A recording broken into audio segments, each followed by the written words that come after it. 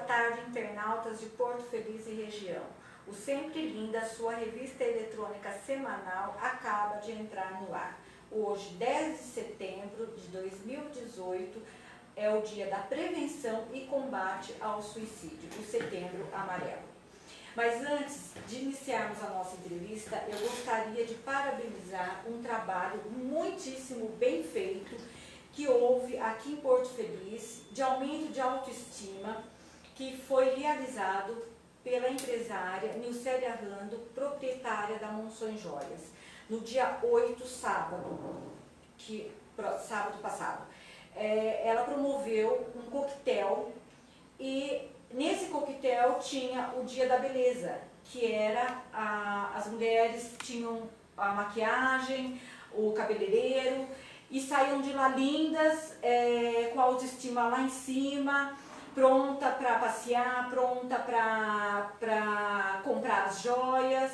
Foi um dia que elas estavam realmente se sentindo realizadas, plenas, bonitas para os seus maridos. Eu fiz o meu cabelo, nós cobrimos esse evento e eu gostaria de parabenizar a Nilcélia por isso, parabenizar a Monções Joias e gostaria de agradecer a Aline Correia que fez o meu cabelo. Obrigada, Aline, ficou maravilhoso. Parabéns, Nilcélia, mais uma vez, pela sua iniciativa, que nós, no Setembro Amarelo, vamos tentar, nesse dia, resgatar a autoestima de muita gente. Esse seu trabalho, que foi realizado no sábado, foi muito importante. Mais uma vez, parabéns para vocês aí.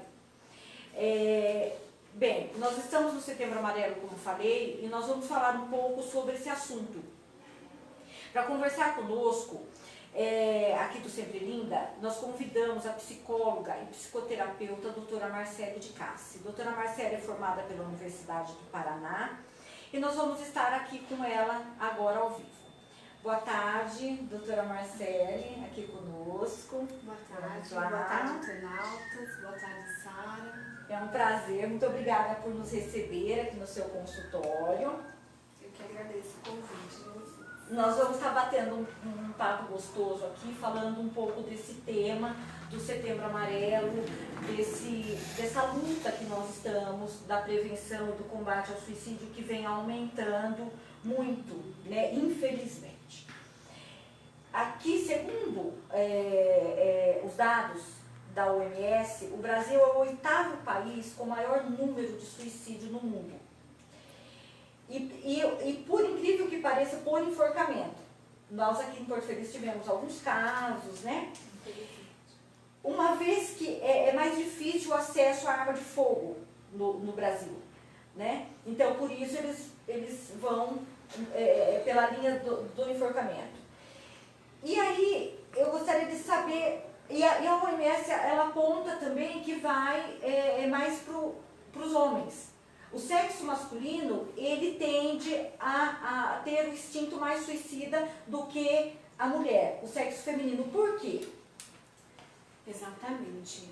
O sexo masculino acaba realmente de 3 a 4 vezes tirando a própria vida mais do que as mulheres, né? O homem, ele constrói a sua identidade a partir de ser um provedor, de ser o trabalhador, de ser aquele que não pode fracassar, que vai cumprir tudo, né?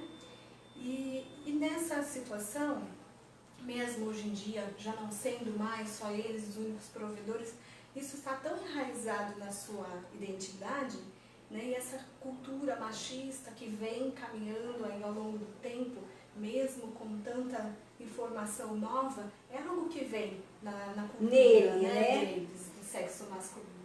Que eles têm que pagar todas as contas, que eles precisam suprir, jamais demonstrar fraqueza, acreditar que o homem não pode chorar, né?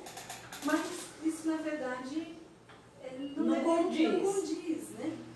Porém, por essas cobranças, eles acabam sendo mais suscetíveis, né? E é o fato dos homens casados, eles não têm tanta vulnerabilidade ao suicídio quanto os homens sozinhos. Exatamente. O contexto familiar, ele acaba ajudando muito, né? Sempre uma família sólida,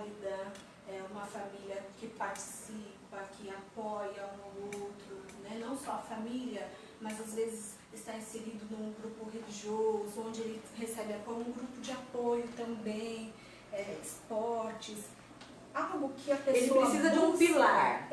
Esse pilar vai acabar com certeza fortalecendo para que qualquer pessoa, seja homem ou mulher, não esteja tão suscetível, tão Que ele vulnerável. consiga dividir, ele precisa de alguém para dividir Exato. os problemas com ele. Então o homem casado ele vai ter a esposa, filhos, né? E isso vai conseguir facilitar para que ele não vá por essa linha. Outra questão também que o homem acaba sendo mais vulnerável é que ele procura menos ajuda.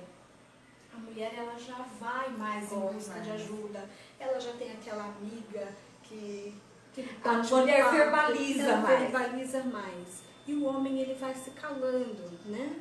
E nisso ele acaba realmente batendo de encontro aí essa questão de que ele precisa ser o forte da relação. Ele vai engolindo. Isso acaba não conseguindo lidar, né, com essas aí situações vem e vem o suicídio. O suicida, ele tem obrigatoriamente algum transtorno mental? Olha, Sara, mais de 90% dos casos, sim. Eles estão relacionados a transtornos mentais, transtornos de humor, que seria, no caso, a própria depressão, né? Realmente, o diagnóstico mais frequente através desse transtorno de humor, a depressão, né? A dependência do álcool, esquizofrenia, transtornos de personalidade, todos esses transtornos vão favorecer sim. Né? Por quê? Muitos acreditam que assim, o suicídio acaba sendo uma escolha livre entre a vida e a morte. Poxa, eu vou escolher viver ou morrer. Mas não é assim. Né? Na verdade, 100% dos casos eles estão associados a uma doença mental, porque esses transtornos eles vão alterar a percepção do indivíduo frente à realidade. Eles vão ver as coisas de uma forma diferente, né? E isso pode interferir nesse livre-arbítrio de tirar ou não a sua vida. Aí no caso, quando eles veem a situação distorcida, completamente distorcida, é onde eles tiram a vida. Exatamente. Quando eu não tenho uma percepção, como por exemplo, uma pessoa que não está depressiva, como nós falamos agora mesmo, vem de uma família que me dá esse suporte e tudo, eu vou também compartilhar, conversar, coisas do meu dia a dia. Se eu estou com uma baixa estima, se eu estou depressiva, se eu tenho algum outro transtorno que vai interferir, né, eu não vou ter uma percepção da mesma maneira, o que pode fazer com que gere a questão do suicídio. Certo. A depressão não tratada, ela pode levar ao suicídio, então? Sim. O suicídio, ela é reconhecido como uma doença, né? E a Organização Mundial de Saúde, ela apresenta vários componentes biológicos, inclusive, a ser tratado, né? E o diagnóstico dessas doenças, como eu falei, esquizofrenia, depressão, todos esses transtornos de personalidade, transtornos mentais, vão ser tratados adequadamente, de uma forma já no início, vão favorecer com que esse episódio, esse suicídio não aconteça. Quanto mais cedo a depressão diagnosticada, melhor. O resultado é melhor. Porque quando a gente não percebe esse indivíduo depressivo, esse indivíduo com algum transtorno, ou quando a gente até percebe, mas recusa muitas vezes a aceitação de um tratamento, então ele pode dar uma chance maior de um suicídio. E as pessoas normalmente recusam. Infelizmente, as pessoas recusam. Mesmo porque a depressão é uma doença muito complicada, porque quando ela dá sinal, ela já está instalada. Exatamente. Né? Então, é muito bom falar isso, né? Você como professor transparecer, quando ele tem a intenção de praticar o suicídio. Ela apresenta sim, as pessoas apresentam sinais. Muitas vezes, na nossa correria do dia a dia, a gente acaba não percebendo os sinais que o outro deixa. E quando a gente vê a situação depois, muitas vezes, que o fato já ocorreu, aí que a gente põe a mão na consciência e pensa, poxa, né, aquele dia que estava muito em silêncio, aquele dia que estava de uma forma ou de outra, né? Então, alguns sinais seria, por exemplo, esse desinteresse pela vida, pelo trabalho, por alguma atividade que gostava de fazer, né? Então, esse desinteresse pode ser um dos sinais apresentados pela pessoa. Apatia pelas coisas pode ser um dos sinais. Inclusive, adolescentes muitas vezes têm um comportamento de se isolar no quarto, né? E ficar mais isolado, sem contato com as pessoas, né? E são comportamentos que às vezes a gente pensa que é típico daquela idade e não necessariamente pode ser, né? Às vezes já é sim um sinal para depressão, pode vir aí a acontecer o suicídio, né? A depressão, falando dela, associada também ao uso de drogas e psicoativos, substâncias psicoativas, é onde acontece a maior parte dos suicídios. Então, quando há, assim, algum ente querido, algum próximo, né, que já tem essa vulnerabilidade em relação às drogas e às substâncias psicoativas, merece uma atenção diferenciada, né, para que não haja essa associação, porque essa associação acaba, sim, favorecendo e muito, né? Uma bomba, na verdade. Uma bomba. E frases também alarmantes, tipo, eu não tenho valor, eu quero não morrer, quero subir, eu quero morrer, né? São também grandes sinais. Algumas vezes a gente pensa assim, poxa, quem fala não faz. E isso é uma grande mentira, né? Porque muitas vezes esse falar pode estar sendo um sinal de socorro, né? Então, o indivíduo está pedindo socorro, pedindo ajuda. Tá. Ele está muitas vezes o choro pode ser o choro pode ser um sinal de alerta. Pode também, né? Principalmente quando ele começa a ser até excessivo. Puxa, né? Então, a maior parte do tempo chorando muito ou se isolando muito, são vários sinais que podem também acontecer, né? E mudanças inesperadas. De repente, essa pessoa divorciou, de repente, essa pessoa perdeu o emprego, de repente, essa pessoa teve uma mudança inesperada, e se ela já não estava muito bem, ela não vai conseguir lidar com facilidade com essa situação nova. E aí ela pode ter uma tendência maior também ao suicídio. E o que dizer dessas pessoas, Marcele, que elas vivem é que eu não coloquei essa pergunta em pauta, mas certa vez eu sou uma pessoa que eu sempre fiz terapia, como eu estava te dizendo, eu comecei a fazer terapia desde os meus 19 anos e não me envergonho de falar, gente, isso é uma coisa que a gente tem que quebrar esse preconceito e esse tabu, né? Eu sempre tive um terapeuta e fiz terapia assim, sucessivamente durante mais de 10 anos sem parar. E uma certa vez eu estava com uma paciente aguardando na sala e eu percebi que assim, ela vivia a vida de uma outra pessoa, sabe? Ela não vivia a vida dela, ela estava lá tentando uma ajuda para tentar viver a vida dela, ela não conseguia viver a vida dela. O que fazer quando... Porque ela falou, eu tenho vontade de... Ela me falou essa frase, eu tenho vontade de morrer. Eu tenho vontade de me matar, porque eu tenho vontade de viver a minha vida e não consigo. Porque eu estou vinculada a X pessoa. Quer dizer, a X pessoa já tinha ido embora, já estava vivendo a vida dela ou dele, não sei. E ela estava lá ainda. Já fazia acho que um ano, não sei, alguma coisa assim, já faz muito tempo. Então, o que fazer, o que essas pessoas que não conseguem desvincular da outra, ou viver esse luto, o que já passou, e tem vontade de morrer, e não consegue levar a vida delas, deve fazer para transpor isso? O que fazer para conseguir levar a sua vida, fazer a sua vida andar sem a outra pessoa? Sem pensar em suicídio, no caso. é como eu falei, é o saber lidar, né? Todos nós temos momentos de perda na vida e algumas delas são traumáticas, né? Quando a gente está bem, por isso a importância da gente buscar também um profissional, não só no momento que a gente está com algum problema, mas a gente poder se conhecer bem. Sim. Né? Quanto melhor eu estiver, mais saudável eu estiver, eu vou conseguir lidar melhor com essas questões.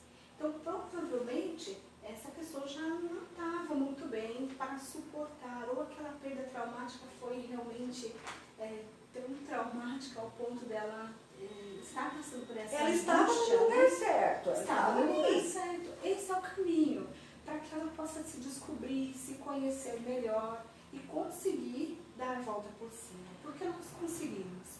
Né? Desde que nós... não se pode, Sara, mudar aquilo que você não sabe que é necessário. A gente muda aquilo que a gente sabe que precisa ser mudado. Não tem jeito. Não tem jeito. Né? Se eu não mudar, nada também muda. Então eu preciso reconhecer o que em mim eu preciso mudar. Sem dúvida. E muitas vezes a gente não consegue fazer isso sozinho.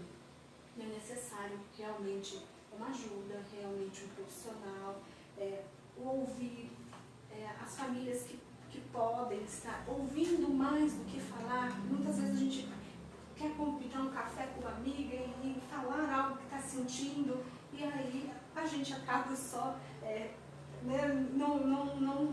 não falando, só ouvimos, né? Sim. E a gente precisa dar o nosso ouvido ao outro, né? Ao próximo. A gente também precisa ter esse momento de escuta, né? Que muitas vezes é só o que a pessoa precisa.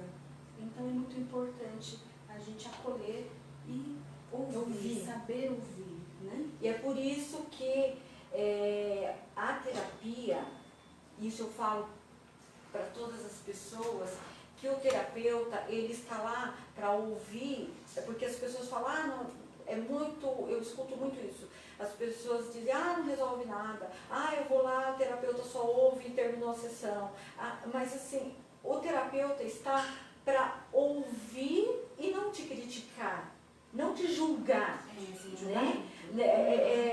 Se você vai perguntar para sua mãe vai falar de um jeito. Se você vai perguntar para uma amiga, sua amiga vai falar de um jeito. O terapeuta está lá para te ajudar e fazer você se conhecer, fazer você olhar para você, né? Então isso é muito importante. É por isso que eu sempre recorri à terapia quando eu precisei, e isso me ajudou muito ao longo da minha vida, da minha caminhada. Eu costumo dizer que a terapia funciona como um eco.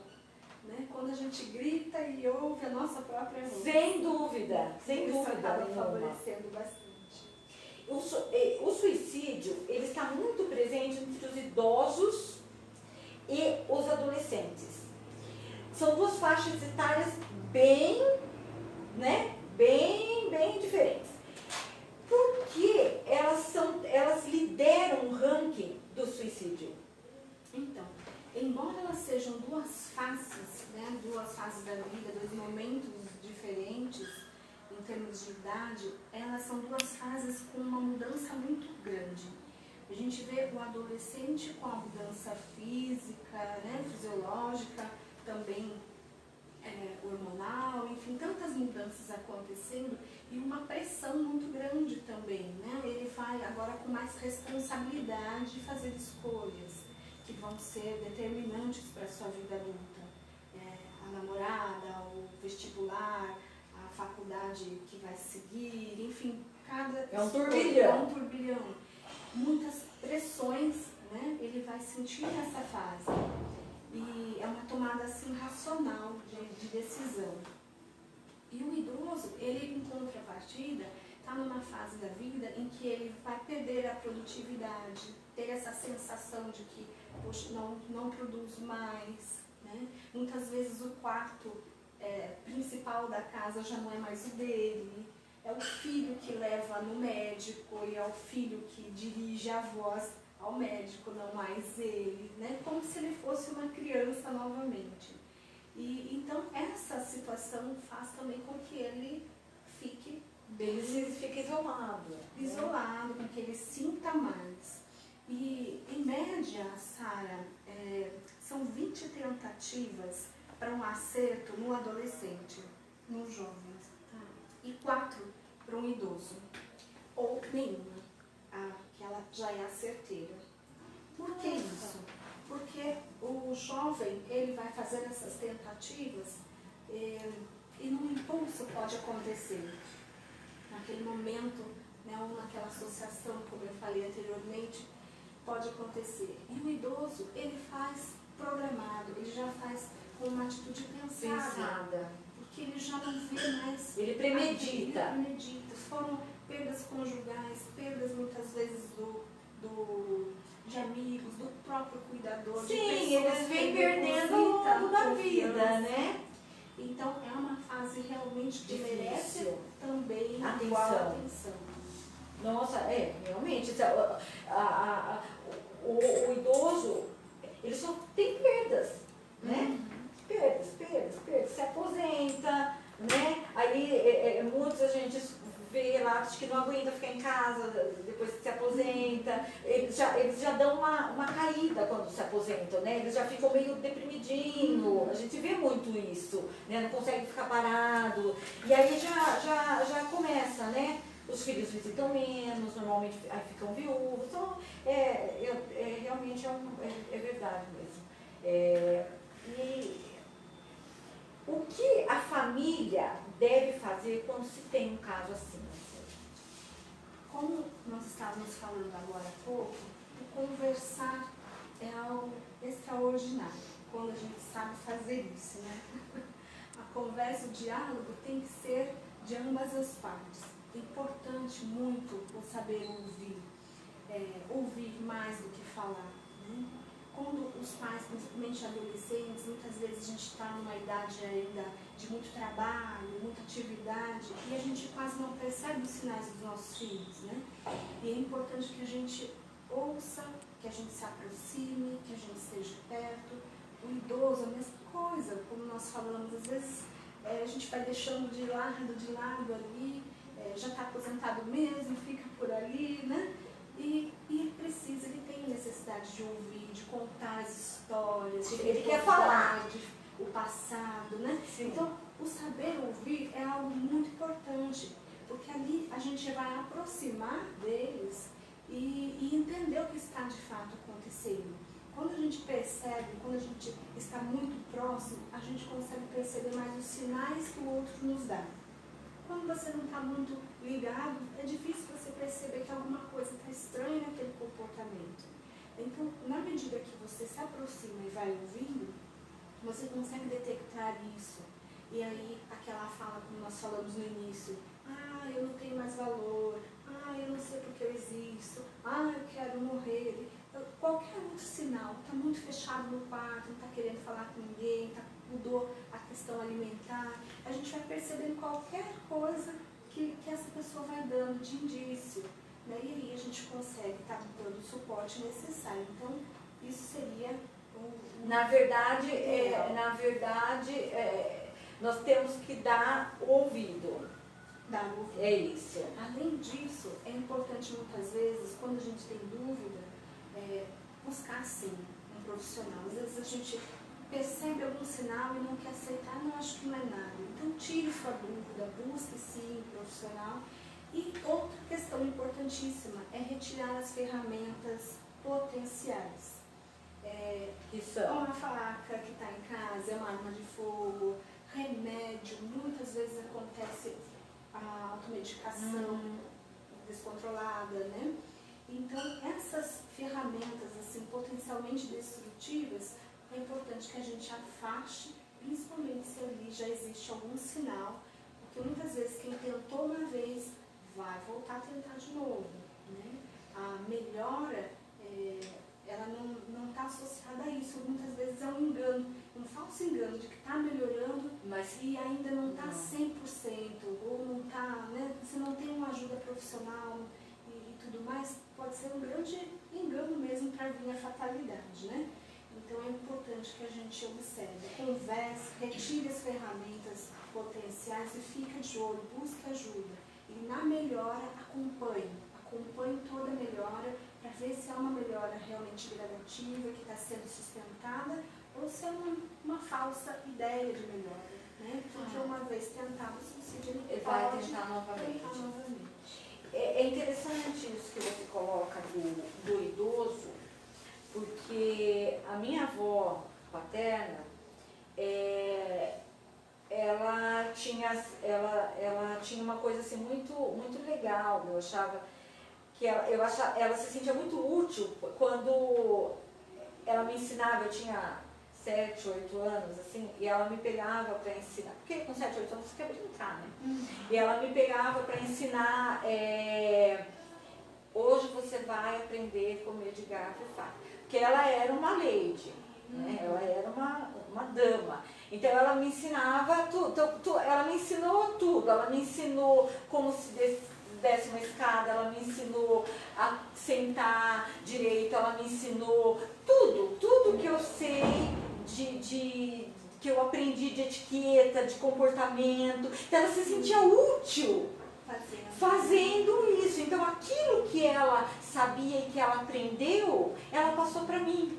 E ela fazendo isso, e como a minha irmã talvez não tivesse tanto interesse, né? Ela via que eu tinha e que eu dava atenção. Mesmo com essa idade, sendo criança, 7, 8, 9 anos, e eu me lembro de uma coisa que eu falei para ela, vó, aquele velho, ela me chamou assim, ela falou assim para mim, a gente não chama uma pessoa de velho, a gente fala aquele senhor. Então tudo ela me ensinou, e eu percebia que, hoje eu percebo, que ela se sentia útil em estar ensinando aos 80 e poucos anos, né, que ela tinha. Então, o café não se toma nessa xícara, o café se toma nessa xícara. Então, tudo que eu aprendi, que eu sei, eu agradeço muito aqui, vou agradecer ela muito, vó, muito obrigada por tudo que a senhora me ensinou mesmo, porque eu sou muito grata a ela, porque além de eu ter aprendido, né, ela foi útil, ela se sentiu útil. Agora você tratou de algo muito interessante, sentir útil. Isso todos nós precisamos, sentir útil. Essa é a nossa motivação. Independente da faixa etária, isso é algo que é tão simples de fazer, né? Às vezes é uma criança que quer, mamãe, posso ajudar a fazer um bolo, alguma coisa? Essa participação, esse sentir-se útil, né? Dar essa atenção é algo que vai favorecer. Um adolescente, a mesma coisa. Às vezes um pai chamar para lavar um carro, né? Eu atendi uma vez um rapaz, o pai convidou para, estava aprendendo a dirigir e tudo, né? A estar passeando junto, né? Acho que ele já tinha tirado a carta recentemente. Então o pai convidou para que ele saísse dirigir o carro. Então, juntos, os dois. Essas atividades parceiras, onde a gente mostra que a pessoa é importante, que a gente mostra o interesse, né? Seja qual for a faixa etária, é de suma importância. Então, isso une, né? Isso une e mostra o quanto a outra pessoa é importante. Exatamente. Né? Mostra o valor que uma tem para a outra. Que tipo, quando há essa percepção do suicídio na família, que tipo de ajuda profissional a família deve procurar? Psicólogo, psiquiatra, são os dois profissionais mais voltados a essa área. Né? Há sim um grande preconceito ainda, né, sobre essa questão, mas são os dois profissionais. Eu costumo dizer que até para alguns casos a associação de ambos é o fundamental. Né? O psicólogo vai saber ouvir, como eu disse, de uma forma muito simples, né? É como se fosse um eco, a terapia. A gente vai se ouvir, a gente vai se conhecer melhor. E conhecendo melhor a gente mesmo, a gente vai sabendo lidar com as nossas questões, né? Com as dificuldades, com as mudanças que vão surgindo no dia a dia. Então, é um profissional que ajuda muito. Nós temos também as doenças psicossomáticas, então ele ajuda muito, inclusive as doenças que são fisiológicas, né? Não só nas de fundo emocional. Então, falar com o psicólogo é muito importante, estar num psicólogo trabalhando a causa da questão é de suma importância. Porém, muitas vezes, a associação medicamentosa é bem importante. Né? Há graus de depressão, tudo que a gente precisa ter essa associação. E o psiquiatra vai estar cuidando disso. Muitas vezes as pessoas já estão num grau de sintomas assim que vai ser necessário. Né? Alguns casos de depressão chega até a haver uma internação. Então, a intervenção do médico é importante. Né? Por isso, eu sempre digo para os meus pacientes aqui, em algumas situações é necessário o psiquiatra tratando esses sintomas com a associação do psicólogo na causa, essa dupla, e por isso hoje em dia temos muito do trabalho multidisciplinar, vale muito, é de muita valia sim. Porque a gente escuta muito, Marcele, as pessoas dizerem, a depressão não é nada, a depressão é frescura, a depressão... Então, eu tive depressão, não tenho vergonha de dizer que eu tive depressão de 2006 a 2010, foram 4 anos de depressão profunda, e eu fui atendida por bons profissionais, psicólogos e psiquiatras, e digo que não é uma frescura, não é, a gente não dorme o tempo todo porque quer, você não fica pesando mais de 100 quilos porque você quer, você não fica dopada de remédio porque você quer. Então é muito comum a gente ouvir isso das pessoas, sabe, é porque frescura, não tem nada. Então, eu queria que você explicasse isso. Depressão, ela é uma doença. Sim, e como eu falei há pouco, né, a depressão é conhecida como a Organização Mundial de Saúde reconhece como sim, uma doença.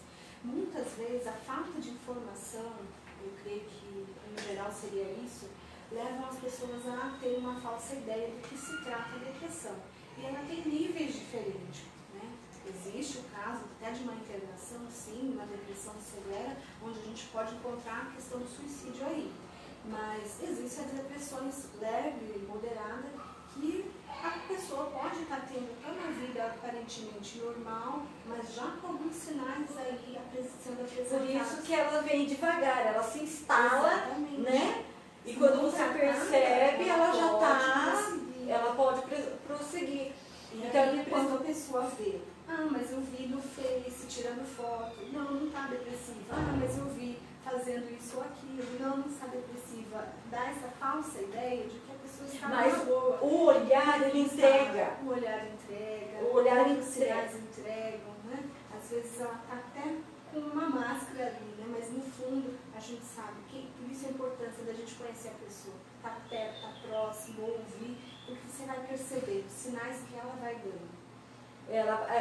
Eu tenho fotos de acho que 2007, 2008 que eu tenho vergonha de mostrar, que às vezes naquele momento eu achava que eu estava bem, dessa falsa sensação de que você está legal, você está melhorando, né? Mas eu olho para as fotos, o meu olhar está caído, a minha feição está caída, né? Então a depressão, ela existe sim, gente. Ela existe e tem que ser tratada e merece respeito. É uma doença que merece respeito, todo do mundo. E esses profissionais, Marcele, a gente encontra onde? Nas UBSs, é um tratamento que é um tratamento que já é de difícil acesso financeiro. Então, como que as pessoas fazem, que estão com esse problema, para encontrar o tratamento? Então, em Porto Feliz, por exemplo, a gente vai encontrar na unidade básica de saúde, nas UBSs, muitas vezes precisando passar primeiramente pelo médico clínico geral. Né? Vai fazer uma anamnese, né? Para verificar qual é a questão. Né? E, havendo a necessidade, vai ser encaminhado para um especialista, no caso, um psiquiatra. Né? E, em alguns casos, a associação da psicoterapia. Aqui em Porto Feliz, se eu não me engano, ela é coletiva, então acaba sendo um pouquinho restrita, realmente um pouco de difícil acesso, né? Mas pelo menos o médico, ele é possível nas unidades básicas de saúde encontrar dessa via, marcando uma consulta, falando dos sintomas. O que ocorre que muitas vezes a pessoa se envergonha de falar dos seus sintomas, se envergonha de falar porque chorou, porque não dorme direito, coisas assim que aconteceram, né, perdas que tiveram, tem uma certa dificuldade, mas é importante ir buscar e se abrir sim para falar com o médico, né? E isso vai ser de grande ajuda. Também, hoje em dia nós temos tantos convênios e eles cobrem, eles também cobrem. Também é necessário passar por um médico primeiramente. Esse médico vai estar fazendo a avaliação e, conforme o convênio, o encaminhamento, né, para um psicólogo atender. Então, o convênio cada convênio cobre uma faixa de sessões, né, uma parte das sessões, mas esse atendimento pelo menos começa a ser startado, né, e isso é importante buscar. Então, tanto na UBS quanto também nos convênios já é possível encontrar. Além disso, tem vários profissionais particular que mesmo assim que também fazem aqueles pacotinhos, né? Fazem também, nós trabalhamos com o acesso social. Então, às vezes a pessoa não tem condições de pagar aquela consulta cheia, mas há um valor a ser considerado, né? E aí cada profissional vai ter a sua forma de lidar com isso, né? Mas há sim essa possibilidade. Que acaba ficando mais fácil, né? Entre paciente e profissional. Hoje em dia, está muito mais fácil. Mais acessível. Muito mais acessível, né? Ainda não chegamos assim naquele ideal, né? No meu tempo não era tão acessível, mas já né? está muito mais acessível, né? Você como psicóloga, Marcele, o que você tem a dizer para essas famílias que estão passando por isso nesse momento? As famílias que procurem esse apoio, né? É importante, se você tem o seu convênio, se você tem acesso, se você precisa de uma unidade básica de saúde, enfim, procurar as ferramentas que estão aí disponíveis, né? A família também, como eu disse, muitas vezes a igreja, grupos vão estar apoiando também essa pessoa, né? A gente não tem aí um grupo de apoio à depressão, mas existem outros grupos que a pessoa pode, né, a terceira idade, por exemplo, tem grupos de terceira idade que a pessoa faz viagens, faz passeios, né? Então, esse tipo de grupos e igrejas e coisas que as pessoas possam estar envolvidas, elas vão ter ali nessa rede de relacionamento mais apoio, né? E além da família presente, sabendo ouvir, como a gente já veio discutindo hoje. Porém, com os sinais sendo apresentados, é indiscutível. Corra imediatamente atrás de um profissional. A família... essas questões elas vão ser suporte para que isso não venha a acontecer ou a progredir mais. Mas a pessoa que já está apresentando sinais, ela precisa sim de um apoio psicológico. Esses sinais da depressão, ele começa como? Alteração de apetite, sono, irritabilidade, né? São várias questões que já vão sendo mostradas, o isolamento, o chorar mais tempo, o sentimentos de inutilidade, dificuldade de concentração. Então são vários critérios aí que vão sendo apontados pela pessoa, pelo indivíduo. Chegou uma perguntinha aqui da Ana Paula de Jundiaí. Jundiaí está ligadinho com nós aqui também. Ela pergunta se existe ainda esse preconceito com tratamento psicológico e psiquiátrico. Sim, existe, Ana Paula. Ana Paula de Jundiaí. Prazer, Ana Paula. Existe sim. A psicologia ela é uma ciência relativamente nova. Então, esse jogão, né, de que eu não vou procurar um psicólogo porque eu não sou louco. Então, isso existe, infelizmente. Mas a gente está aqui para desmistificar exatamente isso, né? O ser humano ele é um ser biopsicossocial e recentemente incluso também espiritual. E tantas doenças são prevenidas quando há um olhar para tudo isso.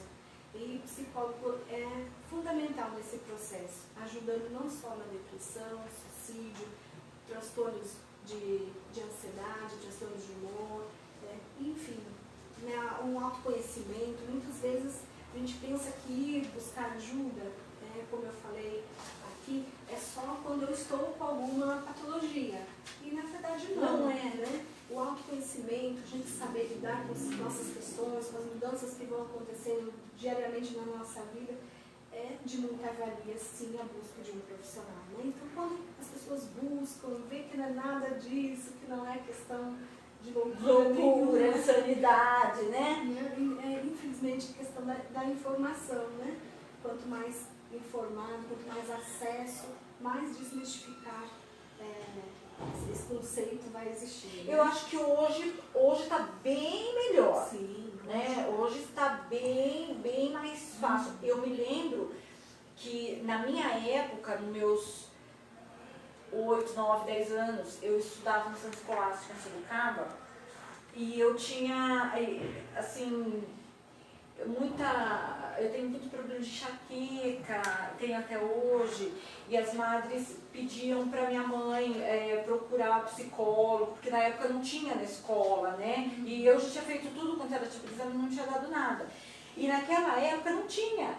Não era hoje, não, naquela época, eu tenho 48 anos, não tenho vergonha de falar, falo numa boa. Naquela época a escola não tinha, era uma escola paga, uma boa escola, mas não tinha psicólogo. Hoje as escolas têm, todas as escolas particulares têm o seu psicólogo, né? Aquela época não tinha. Eu perdi meu pai aos 12 anos, né? Naquela época, se fosse hoje, a escola já teria psicólogo para dar acompanhamento. Naquela época, não tinha. Então, hoje está tudo muito mais fácil. Sim, o acesso né? tá Tudo mais muito amplo. mais acessível do que naquela época. Então, hoje assim, não, realmente, só não se trata, como você disse, as UBS estão aí, os profissionais, os convênios estão cobrindo e tudo. Quem realmente ainda tem preconceito. Então, está na hora da gente estar quebrando isso, né? Porque as pessoas conseguem viver melhor. É para a própria pessoa viver melhor. Quando a gente está bem, o trabalho vai Tudo bem, flui a bem. família vai bem, a sociedade vai Sem bem. dúvida. Então a gente precisa. E nós, sabe, mulheres, esse bem-estar. nós mulheres que somos casadas, somos mães, a família precisa da gente. Nós somos a base da casa. Nós somos aquela que faz tudo e acode tudo, né? Então nós precisamos estar bem. Sim, eu costumo dizer algo sobre isso, que eu não posso dar aquilo que eu não tenho. Né?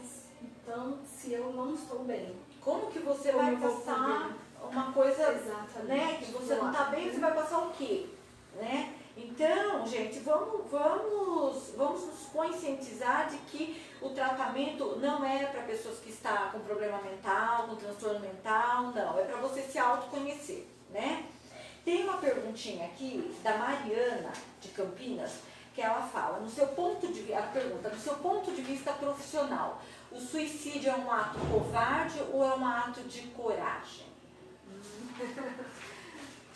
Mariana, nós vimos aqui que a vida e a morte, no suicídio não seria algo assim a escolher, né? Muitas vezes ele vai acontecer por tudo isso que nós comentamos, né? A pessoa não está bem e de uma certa forma acaba acontecendo. Eu creio que ninguém quer tirar a sua vida por acaso, né? Sempre há alguma questão aí que não está sabendo lidar, que não está conseguindo dar conta e acaba acontecendo. Então, não dá para a gente julgar se é um ato corajoso ou não. Infelizmente, é uma fatalidade nada agradável, né? A pessoa que se vai perde a vida, seus sonhos, tudo aquilo que podia realizar, os seus entes queridos perdem essa pessoa. Então, o suicídio nunca é nem corajoso e nem covarde. A pessoa não é porque ela está covardada que ela faz. Ela vai fazer toda essa situação que nós comentamos, né?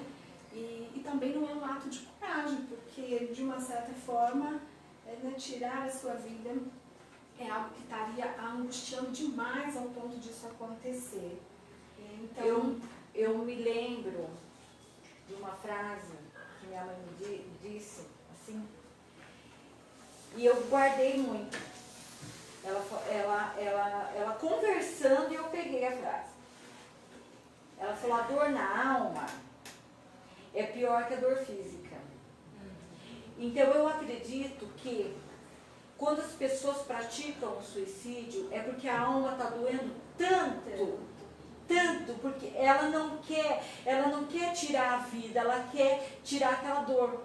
exatamente. Né? E aí, Aí ela fatalidade acontece. Porque a dor na alma não tem remédio. Ela dói tanto, que só quem passou sabe.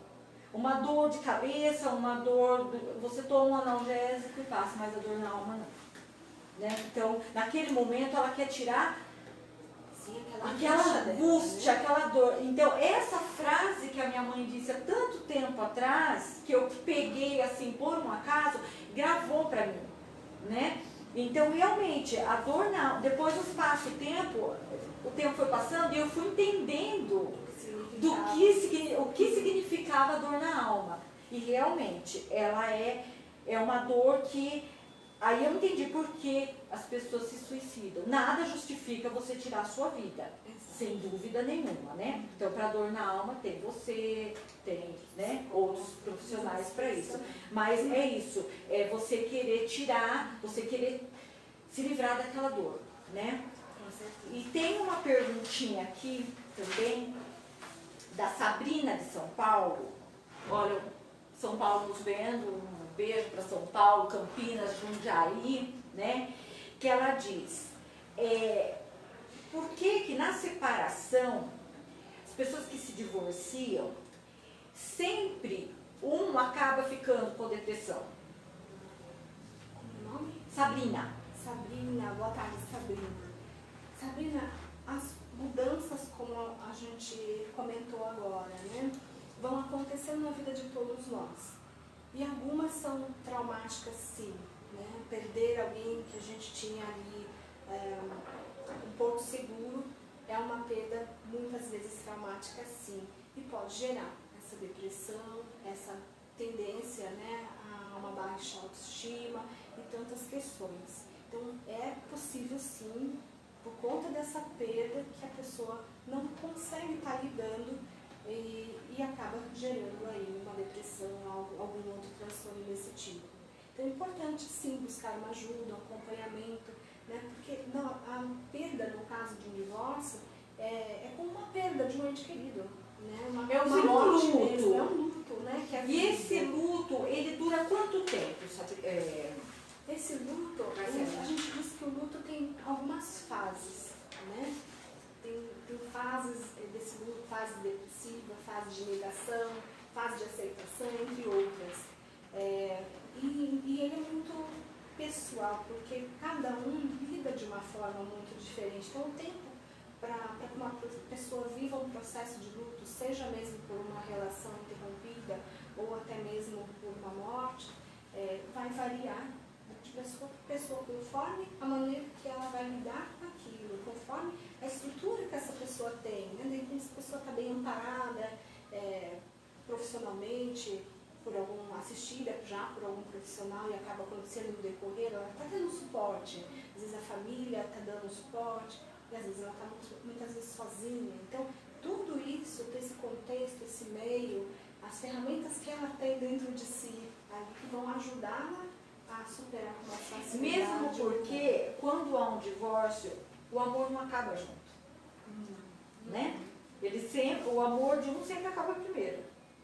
Né? Então, é muito complicado. A gente tem que saber o termômetro, a gente tem que conhecer quando a chama do outro apagou. E ele tem que estar, a gente tem que estar preparado para isso e conhecer e já meio que se preparando para esse momento que mais cedo ou mais tarde vai acontecer.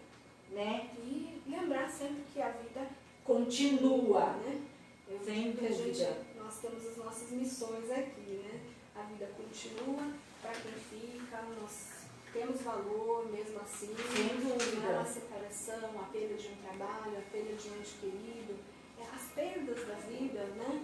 Que vão fazer com que a gente enterre os nossos sonhos, os nossos projetos. Então, a gente precisa resgatar isso, né? E às vezes a pessoa está precisando só de uma pontinha assim de ajuda para ela perceber, né? O valor que ela tem, os sonhos que ela ainda pode vir a fazer acontecer, né?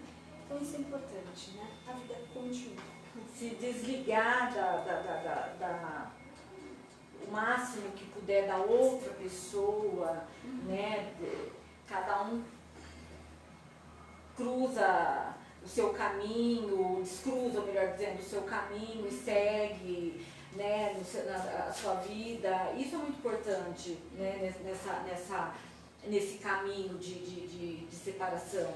Né? Cada um vai e segue o seu e vai ser feliz de uma outra forma. Né? Ninguém vai ser infeliz pro resto da vida. Exato. Eu acho que ninguém deve se permitir. Exatamente. Ninguém deve se permitir ser infeliz. Não, ou viver na sombra do outro, né? Porque acontece muito isso. Exato, acontece. Acontece muito. Então, tem um pedacinho de uma música que fala, né, que é preciso saber viver. Eu gosto muito dessa música. Porque é isso que a gente precisa entender. É preciso saber viver. Saber viver sem a pessoa, às vezes sem aquele trabalho, às vezes sem uma situação ou outra que aconteceu, mas é preciso saber viver diante, né, às vezes, de algumas questões internas nossas. É preciso saber viver. Ser feliz. Ser feliz sempre. Buscar aquilo que nos faz feliz. Porque muitas vezes nós colocamos no outro, Sara. Projetamos no outro essa questão de fazer a gente feliz.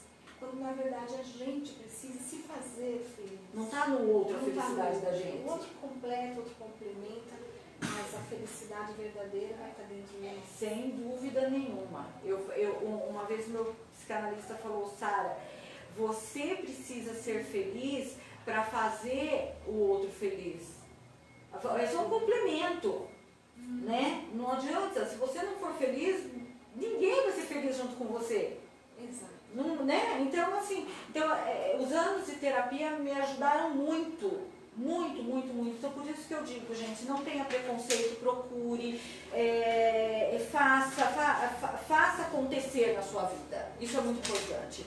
Eu quero mandar um beijo para a doutora Andressa, médica residente vascular do Hospital Regional de Sorocaba, que está nos assistindo agora. Um beijo, doutora Andressa. Quero também agradecer a Maria Letícia, que é baby sister nos Estados Unidos, que nos assistiu no primeiro programa com a entrevista da Aline Dalalho. Um beijo, Letícia. É o Notícias de Porto Feliz e região, e o Sempre Linda, chegando até os Estados Unidos, até o Japão e o planeta todo. Nós fazemos acontecer, não é mesmo? Notícias de Porto Feliz e região. Nós não estamos só na região de Porto Feliz, nós estamos alcançando aí quase que o mundo todo. E por isso estamos muito felizes. Obrigada, Marcele. Chegou bastante perguntas, bastante mesmo, mas nós vamos voltar mais outras vezes, porque o tema é vasto, ficou bastante perguntas para responder, mas a gente volta. Tem Outubro Rosa, tem bastante coisa ainda para você estar nos esclarecendo, e obrigada mesmo por você ter nos recebido tão carinhosamente aqui no Setembro Amarelo e ter nos explicado tudo isso que é de tão valioso para a sociedade porto-felicense. Muito obrigada mesmo.